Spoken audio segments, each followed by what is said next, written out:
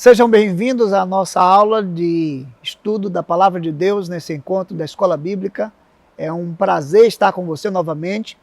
Nós hoje vamos estudar a parte 2 do livro de Apocalipse, numa visão panorâmica do Novo Testamento, de maneira que nós chegamos ao final das exposições dos livros do Novo Testamento, os 27 livros, e tem sido muito bom ter a sua participação aqui. Quero convidá-lo a orar nesse instante, pedindo a graça, a direção e o Espírito de Deus iluminando nossa passagem por esse livro que é tão impactante, tão importante nas Escrituras. Vamos juntos orar, sejam bem-vindos, seja de onde você estiver, para esse momento de estudo da Palavra de Deus. Lembrando que você faz isso presencialmente todos os domingos, de 8h45 às 10, no templo da Igreja Batista Sinai. Vamos orar. Nosso Deus e Pai, somos gratos ao Senhor por mais um dia que o Senhor permite estarmos juntos e através dessa transmissão termos uma visão panorâmica do livro de Apocalipse, um complemento de um texto tão importante para a história do cristianismo e um desfecho que nos revela a soberania do Criador e o domínio sobre todas as gerações. Que o Senhor nos dê o rico entendimento através de cada elemento que nós lemos nas Escrituras, para que cada aluno seja fortalecido e desafiado a andar na presença do Senhor, ser fiel todos os dias da sua vida. Nós te agradecemos e nós oramos assim em nome de Jesus. Amém. Mais uma vez quero agradecer a Deus por sua vida, pela Escola Bíblica Sinai, que tem reunido professores e alunos através dessa transmissão para compartilharmos nesse momento visão panorâmica do Novo Testamento. Como eu disse a você, chegamos à parte final, porque hoje faremos Apocalipse parte 2. Você já viu a parte 1 com o professor César e nós vamos seguir com a parte 2. O objetivo da lição de hoje está firmado no saber, no sentir e no agir. E o nosso alvo para você é que você entenda algumas diretrizes básicas na interpretação da Bíblia, assim também como desafio você a se tornar ainda mais capacitado para estudar a Bíblia por si próprio e aplicar essas lições à sua vida. Quero ler um trecho do capítulo 5, que é o cântico que nós encontramos aí, onde diz assim: àquele que está sentado no trono e ao Cordeiro seja o louvor e a honra e a glória e o domínio pelos séculos dos séculos. Amém. Imagino que você tenha também dificuldades para a leitura do Apocalipse. Como você viu nos trechos anteriores e na aula anterior, o livro ele está repleto de uma mensagem da soberania de Deus, do domínio de Deus, o que deve trazer esperança para o povo de Deus em tempos de perseguição. O Walter Dunnett, ele afirma que apesar de muitos considerarem Apocalipse um livro estranho, esse é um livro que marca uma promessa de Deus. E apesar de muitos negligenciarem, deveriam voltar a sua atenção para encontrar esperança em tempos difíceis. De maneira que o Novo Testamento, nós encontramos nesse livro a promessa da bênção para, no capítulo 1, o verso 3, aqueles que leem, aqueles que ouvem as palavras da profecia e guardam as coisas que nela estão escritas. Há 3 elementos que nós devemos considerar quando olhamos para o livro de Apocalipse, nos seus 22 capítulos. O primeiro elemento é Apocalipse comparado a outros livros da Bíblia. É importante dizer que, para você estudar bem o livro de Apocalipse, é preciso que você tenha uma boa relação com os outros livros da Bíblia. A boa compreensão do Apocalipse, ela vai se dar pela observação do plano maior de Deus na história, iniciando ali no livro de Gênesis. Há 5 grandes divisões que podem ser observadas na história culminando com o Apocalipse, quando pensamos sobre a expressão do capítulo 22 e o verso 13, que diz assim: eu sou o Alfa e o Ômega, o primeiro e o último, o princípio e o fim. Quais são estas 5, vamos dizer, distinções que podem ser feitas ao longo da história, quando pensamos o Apocalipse comparado a outros livros da Bíblia, e o meu e o seu desafio de entender a história maior? A primeira distinção é Gênesis. Nós chamamos disso de o alfa, o começo, a origem. Daí nós podemos seguir para um povo escolhido, Israel, os profetas, os reis, até que nós chegamos a Jesus Cristo, que é o Filho de Deus, o Messias prometido, a profecia que se cumpre, profecia desde o Gênesis, até que nós podemos seguir adiante com a Igreja Apostólica. E por fim, o Alfa e o Ômega, ou a consumação no Apocalipse. Então, quando nós olhamos para o Apocalipse, devemos ter uma visão englobada da história. Gênesis, o começo, a criação, o Alfa. Israel, os profetas, os reis, a monarquia. Jesus Cristo, o Filho de Deus, o Verbo de Deus encarnado, aquele que morreu e que ressuscitou, a Igreja Apostólica, as cartas, o avanço da Igreja e a consumação, o Alfa e o Ômega. Esta é a relação que podemos absorver na leitura de Apocalipse, pensando em todos os elementos que foram preditos nos livros anteriores. Então, Apocalipse aqui é o desfecho que começou no Gênesis. E os primeiros capítulos de Gênesis, eles nos levam a esta história da criação, até que vamos seguir com a história da redenção no livro de Apocalipse. A pergunta que nós podemos fazer aqui é se você está entre os que receberão o galardão de Deus, conforme previsto na história, ou entre os que serão lançados no lago de fogo e enxofre, como também preconiza as Escrituras. O Apocalipse é esse livro que nos coloca nessa distinção. Ou você está entre os que foram selados por Deus, cujo nome está escrito no livro da vida, ou você está fora desta distinção, e o texto mostra que o juízo de Deus recai sobre aqueles que não têm o selo de Deus. Mas antes que você fique alarmado com esta relação de Apocalipse com os outros livros, eu quero pensar a questão mais crucial, que é o ponto 2 da abordagem sobre Apocalipse, que é o número 7 em Apocalipse. Se você pensar na relação de Apocalipse com os outros livros da Bíblia, precisa entender a história maior, a criação, a queda, a redenção e a consumação. Mas se você pensar especialmente no conteúdo do livro de Apocalipse, deve prestar atenção à ideia de perfeição e de plenitude que está permeada no livro através do número 7. Então a gente lembra que na cultura judaica, o número 7 representa algo pleno, representa a completude, representa perfeição, conclusão. O Mike Beaumont, ele propõe uma análise sobre o número 7 no livro Apocalipse, para mostrar a distinção entre a primeira e a segunda vinda de Cristo. E se você olhar no próprio texto, do capítulo 1 até o capítulo 3 e o verso 22, a primeira menção aos 7 que nós vamos encontrar é a carta às 7 igrejas.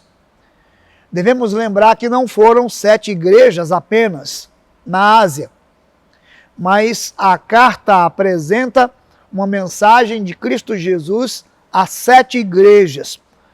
e elas representam a totalidade das igrejas e a maneira como o Senhor conhece suas obras, como o Senhor tem o entendimento do que está acontecendo em cada uma destas igrejas e lhes faz advertências, elogios e uma promessa. Portanto, não é possível passar por esse texto sem pensar que ali há uma mensagem para as 7 igrejas do Apocalipse, que na verdade é uma mensagem às igrejas no mundo inteiro, representadas aqui por estas 7 igrejas. Quando você passa para o capítulo 4 até o verso 8, você tem uma outra simbologia que está direcionada à conclusão e à plenitude, que são os 7 selos. Na visão de João, do capítulo 4, verso 1 até o capítulo 8, nós vamos encontrar a abertura de 7 selos. João tem uma visão de um livro na mão daquele que está assentado no trono, e esse livro é selado com 7 selos. Há um momento de angústia no coração de João, porque não foi achado ninguém digno de abrir o livro, até que o Cordeiro de Deus, o leão da tribo de Judá, Jesus Cristo, é identificado diante do trono de Deus como aquele capaz de abrir os selos. Aqui então nós encontramos 7 juízos de Deus. Os juízos de Deus estão simbolizados por todos estes selos que serão abertos. Então nós temos 7 cartas a 7 igrejas, simbolizando mensagens de Deus para todas as igrejas no mundo inteiro. Logo em seguida, nós temos 7 selos, que Jesus abre os livros da história para revelar e manifestar os juízos de Deus sobre a terra e sobre a humanidade. Dentro do último selo, o 7º selo, nós temos de Apocalipse 8, verso 2 até 11, 19, nós temos o toque de 7 trombetas. Também elas manifestam o julgamento de Deus. 7 cartas, 7 selos e agora dentro do último selo, 7 trombetas. Deus então está aqui avisando ao mundo a respeito do perigo iminente, uma vez que as trombetas elas são uma declaração. A primeira vez que aparece a edificação e a construção, a ordem de Deus para a construção de trombetas, está em Números no capítulo 10. Elas serviam para convocar o povo à presença de Deus, para convocar os líderes à presença de Deus. E também servia para conduzir o povo em marcha, mas também tinha como propósito auxiliar nos holocaustos e nas festas de celebração, de adoração ao Deus vivo. Agora, você encontra no livro de Apocalipse 7 trombetas. O que elas anunciam? O juízo iminente de Deus sobre a terra, sobre o mar, sobre os rios, sobre o cosmo e sobre a humanidade.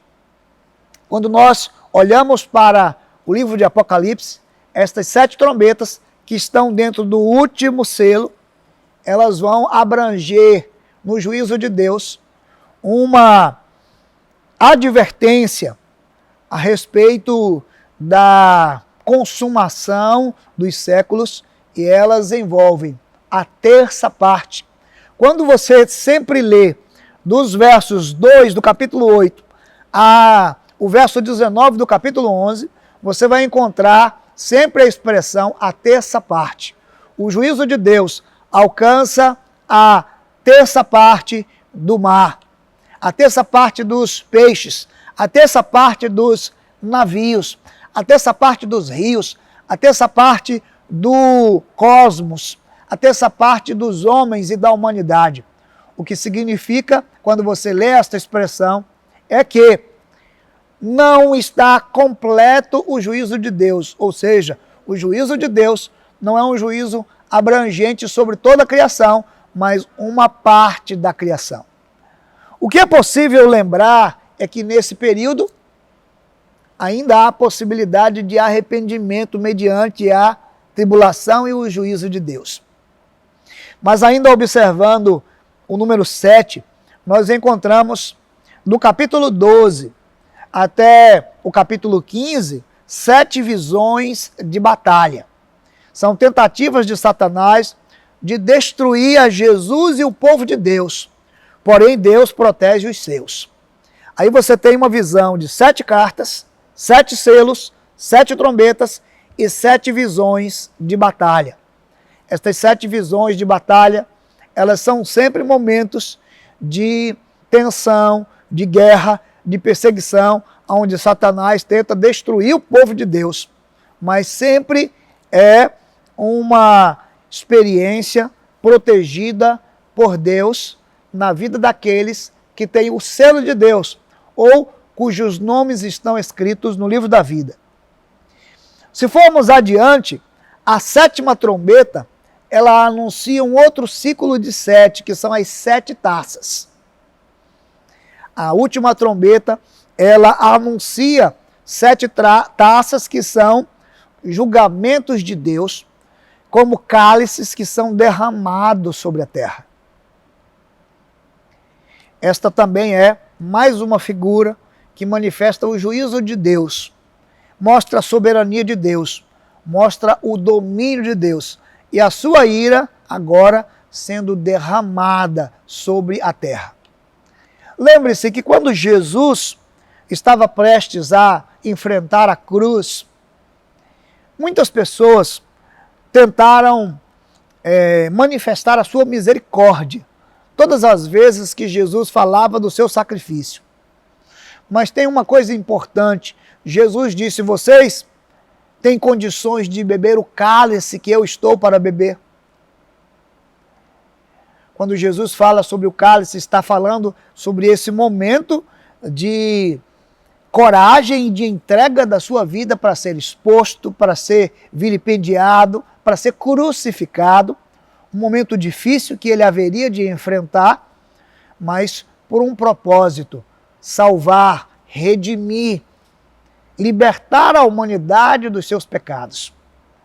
De maneira que agora no Apocalipse, as 7 taças apontam para a ira de Deus derramada como um cálice amargo sobre o mundo, a criação, sobre a humanidade, sobre as nações.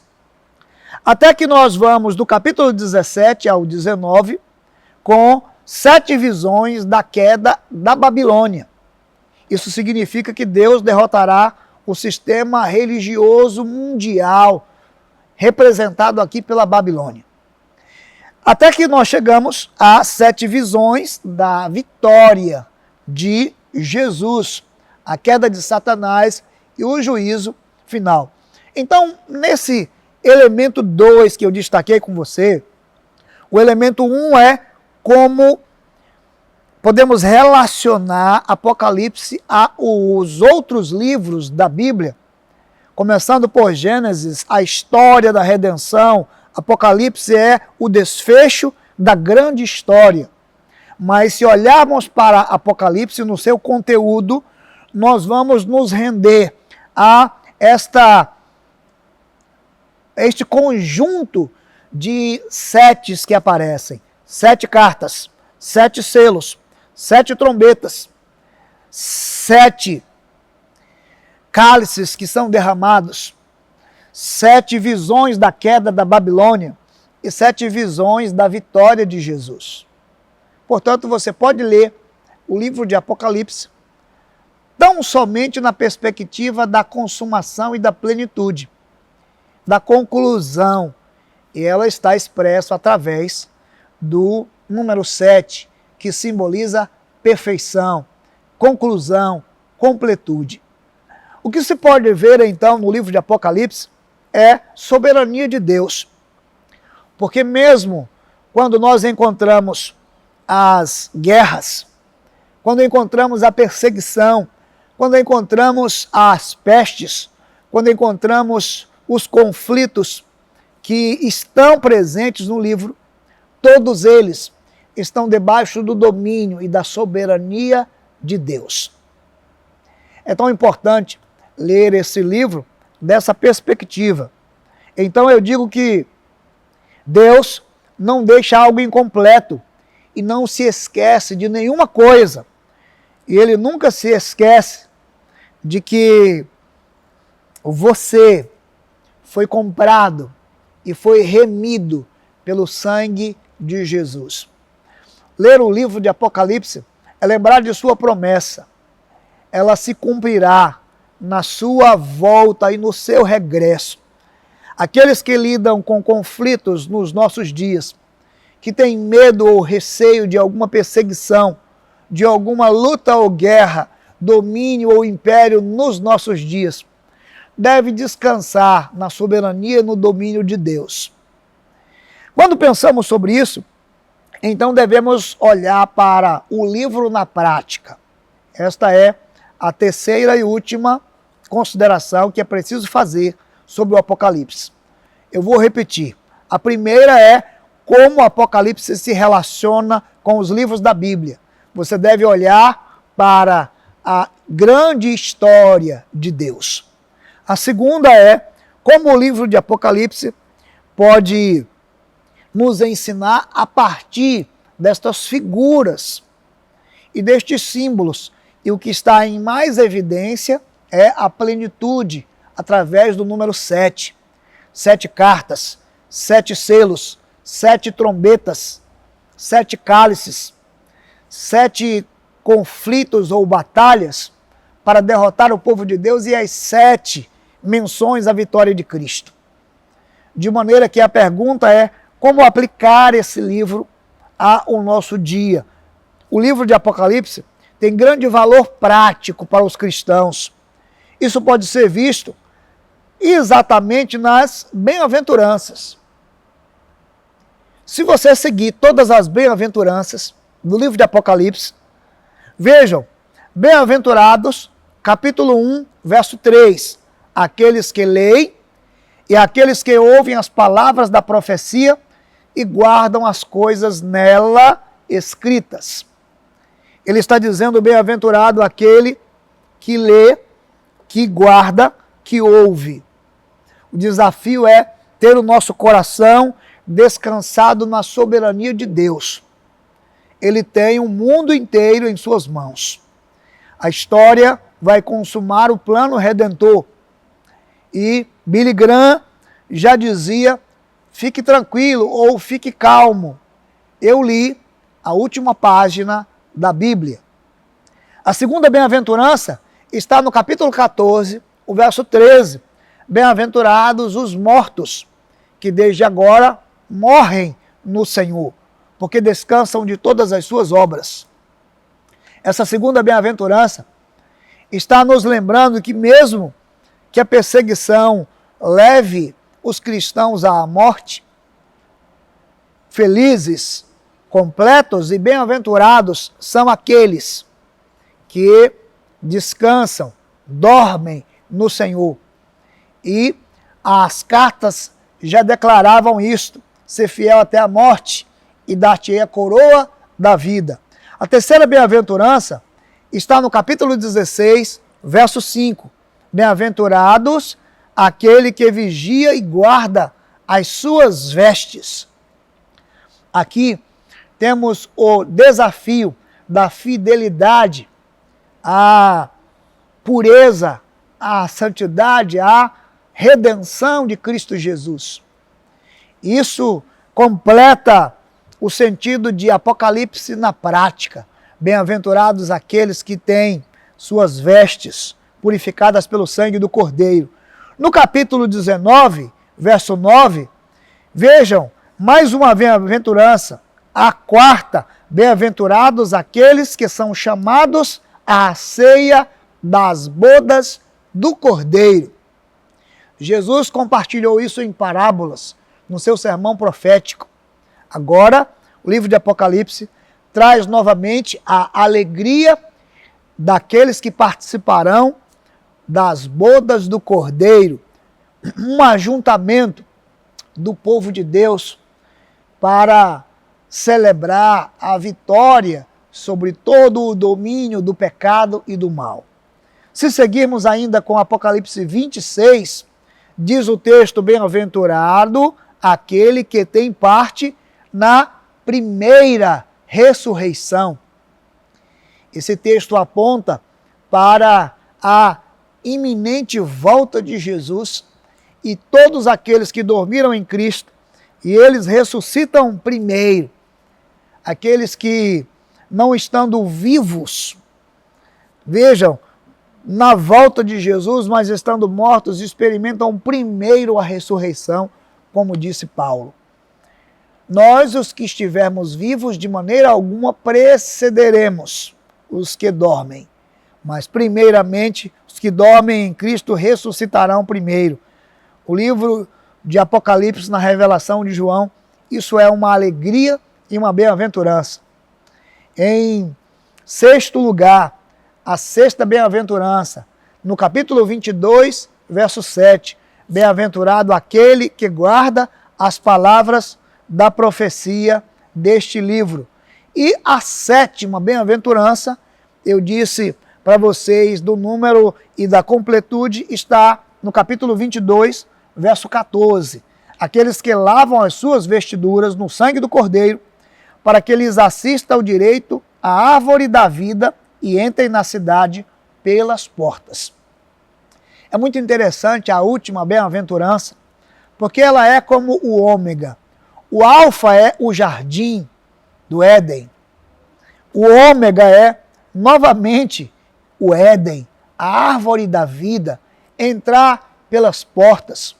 No capítulo 3 do livro de Gênesis, o Senhor tirou do jardim o casal. O Senhor os separou desse lugar, porque desobedeceram a Deus. Agora, o desfecho final, o último capítulo, traz novamente a figura do jardim que simboliza a história completamente redimida, restaurada. A comunhão plena do homem com Deus. Novamente no jardim, podendo comer da árvore da vida e entrando pela porta, e entrando com direito, com acesso, e a porta é Cristo. Jesus disse: eu sou a porta estreita. Quem entra por mim, ele diz, entrará e sairá e achará pastagens. O livro de Apocalipse nos leva a esta lembrança de que a Bíblia é a palavra de Deus. Ela se cumpre. O Senhor iniciou na criação e ele consumará a redenção com esta revelação. O livro de Apocalipse, para nós, é um livro que revela a vitória final de Cristo. Ao ler o livro de Apocalipse, você deve não ficar, vamos dizer, espantado com as figuras simbólicas que nele aparecem. Talvez até na sua compreensão de difícil interpretação. Por que difícil interpretação? Porque é inclusive difícil imaginar a composição dessas figuras. Mas apesar da minha e da sua dificuldade em entender esses elementos enigmáticos, cada sequência do juízo de Deus, ela não é sem domínio, não é sem controle, não é como se o nosso Deus não tivesse um domínio sobre cada uma destas coisas. Muito pelo contrário. Tudo o que nós lemos no Apocalipse está absolutamente submisso ao domínio eterno de Cristo, ao poder de levar à consumação dos séculos todos os seus desígnios. Aí onde você está, talvez esteja preocupado de alguma forma com governos, com elementos e catástrofes naturais, com tsunamis, com guerras, com pestes, com economia. Todos esses elementos, eles passam na leitura de Apocalipse. Tudo aquilo que são questões do jornal de segunda-feira, elas passam pelo Apocalipse. Todas as preocupações com as guerras, todas as epidemias, pestes, todas as pragas, todas as situações de desequilíbrio no planeta, todas as experiências de governos e de institucionalização de iniquidades, todas estas coisas e estas temáticas, elas passam pelo livro de Apocalipse. E o que você pode ver é que em cada uma delas, ela só pode acontecer pela permissão de Deus. A pergunta que eu faço é se todas estas coisas estavam no livro com os 7 selos, e o desejo de Deus fosse impedi-las, por que abrir os 7 selos? A coisa mais importante não é temer os dias futuros, nem mesmo o presente. A coisa mais importante é entender que você, apesar de todo o contexto de adversidade que pode ser revelado no Apocalipse, tem o selo de Deus. Tem a marca, tem o nome escrito no livro da vida. Isto faz de você uma pessoa que está distinta no mundo criado por Deus, que há de enfrentar o juízo, o julgamento e a ira de Deus. Que Deus abençoe sua leitura do Apocalipse. Venha fazer parte desta escola e se debruçar ainda mais. Hoje temos tido uma visão panorâmica, mas vai chegar o tempo aonde você pode estudar capítulo por capítulo. E, aliás, é o que nós temos feito nas quintas-feiras. Você ainda pode participar desse momento, ou mesmo vindo presencialmente e estudar o livro com mais atenção. Minha oração é que o seu coração esteja confiante de que o seu nome está escrito no livro da vida. Que Deus abençoe a nossa escola, que Deus abençoe a sua leitura, passando por esta história enigmática, mas de esperança, de conforto e de consumação que está nas mãos do Todo-Poderoso. Eu sou o Alfa e o Ômega. Eu sou o princípio e o fim, disse Jesus. Convido você a orar mais uma vez. Em teu nome, Senhor, nós suplicamos a graça divina para existir entre os homens, selados por Deus, com o nome escrito no livro da vida. Ao percebermos a plenitude que está descrita em Apocalipse, nós não temos o mesmo discernimento que os judeus que receberam de João esta revelação tinham, mas sabemos que aquele era um tempo de hostilidade e de perseguição aos cristãos, e de que esta mensagem codificada trouxe alento e esperança para os que estavam sendo afligidos. Também hoje, pedimos que o Senhor descortine para nós esta revelação de esperança, enquanto aguardamos o dia da volta de Jesus, enquanto enfrentamos o rigor das leis, enquanto enfrentamos a dureza da perseguição que se levanta contra a igreja, enquanto nós seguimos fielmente todos os dias da nossa vida até a morte, para um dia recebermos a coroa da vida. Obrigado pela escola, pelos alunos, obrigado por estes recursos que nos permitem chegar à casa dos nossos irmãos e irmãs ou de todos os interessados. Nós te agradecemos, mais do que isso, pelo nome que está escrito no livro da vida. É uma obra divina, não é obra humana, é algo sobrenatural. E nós nos colocamos ao teu dispor. Nós nos colocamos submissos à tua vontade e ao teu domínio. É a nossa oração em nome de Jesus. Amém. Que você participe então da nossa escola. Lembre-se que ainda teremos encontros e aulas de revisão e você é o nosso convidado. Fique atento. Até o próximo encontro, se Deus quiser, em nome de Jesus.